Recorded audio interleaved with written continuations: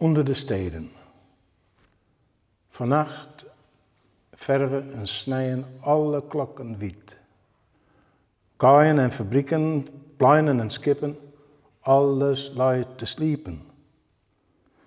Dat ik omdangelen, heel in mezelf verroen, zeg ik in blauw lanternenlicht, een huid, een broer, en het jachtje van haar skaden, zwart als de hinders die haar inrust terug lied en lichaam draafden. Dicht lijnen alle vivers en grijften, onder de winterhemel een sark. Jonkende blokhuis potten stie ik als een morgen.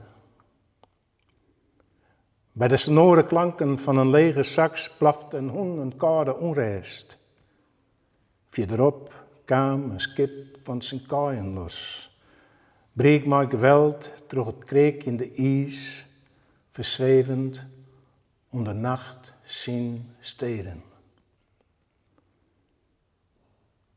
Ik zeg de skaden van een huid, een broer, een verdwijnen in een heelal zonder tekens. Van alle wei en wegen ben ik de verlitten stad, maar wenten en winkels en een geruchtsgebouw zonder vensters.